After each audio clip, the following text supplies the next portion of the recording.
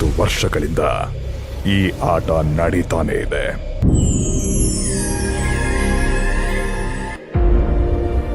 ಯುವಕರು ಇಲ್ಲಿ ನಡೆಯೋ ಲವ್ ಸ್ಟೋರಿಗಳಿಗೆ ನಾನೇ ಡೈರೆಕ್ಟರ್ ಅಂದ್ರೆ ಬಿಗ್ ಬಾಸ್ ಯಾರು ಅನ್ನೋ ಕುತೂಹಲ ಇದ್ದೇ ಇದೆ.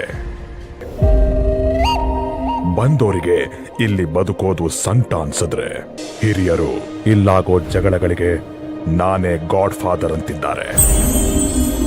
10 ಸೀಸನ್ ದಾಟಿ ಬಂದ್ರು ಹಲವಾರು ಪ್ರಶ್ನೆಗಳು ಹಾಗೇ ಇವೆ.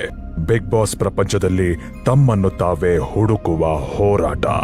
ಬಿಗ್ ಬಾಸ್ ಅಕಸ್ಮಾತ್ ಸ್ಕ್ರಿಪ್ಟೆಡ್ ಆಗಿದ್ರೆ ಅನ್ನೋ ಅನುಮಾನ ಮಾತ್ರ ಹಾಗೇ ಇದೆ.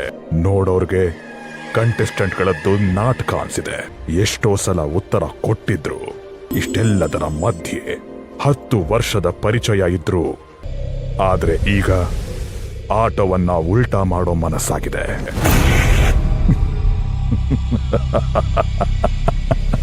ಒಂದು ಸ್ವರ್ಗ, ಇನ್ನೊಂದು ನರಕ.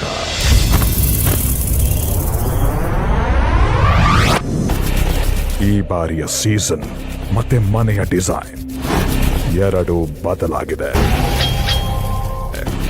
ಒಂದಾಗಿದ್ದ ಮನೆ ಈಗ ಎರಡಾಗಿದೆ. ಬೇಕಾದಾಗ ನಿದ್ದೆಗೆ ಅವಕಾಶ ಇಲ್ಲದೆ ಹೋದ್ರೂ ನೆಮ್ಮದಿಯಂತೂ ಇರುತ್ತೆ. ಸ್ವರ್ಗದಲ್ಲಿ ಸುಪ್ಪತ್ತಿಗೆಯ ತೇಲಾಟ ಇಲ್ಲದೆ ಹೋದ್ರು ಬದುಕು ಸುಖವಾಗಿರುತ್ತೆ.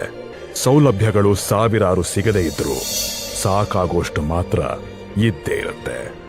ಊಟ ಉತ್ಕೃಷ್ಟವಾಗಿ ಇಲ್ಲದೆ ಇದ್ರೂ ಉತ್ತಮವಾಗಿರುತ್ತೆ. ಇಷ್ಟೆಲ್ಲ ಇರೋ ಸ್ವರ್ಗದ ಪಕ್ಕದಲ್ಲೇ ನರಕನೂ ಇದೆ. ಉಪವಾಸ ಹಾಕದೆ ಹೋದ್ರು ಊಟಕ್ಕೆ ಹೋರಾಟ ಮಾಡಬೇಕಾಗತ್ತೆ.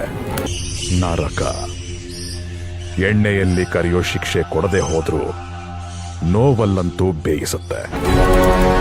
ಸ್ವರ್ಗ ಕಣ್ಣೆದುರಿಗೆ ಕಾಣಿಸ್ತಿದ್ರು ಅನುಭವಿಸೋಕೆ ಮಾತ್ರ ಸಾಧ್ಯವಾಗದಂತಿರುತ್ತೆ. ಹಾಸಿಗೆ ಮುಳ್ಳಿನದ್ದಲ್ಲದೆ ಇದ್ರೂ ನಿದ್ದೆಯನ್ನಂತೂ ಕಸಿದುಕೊಳ್ಳುತ್ತೆ. ಹೊಸ ಕುತೂಹಲದೊಂದಿಗೆ, ಹೊಸ ಕೌತುಕದೊಂದಿಗೆ ತಯಾರಾಗಿ, ಹೊಸ ಅನುಮಾನಗಳೊಂದಿಗೆ.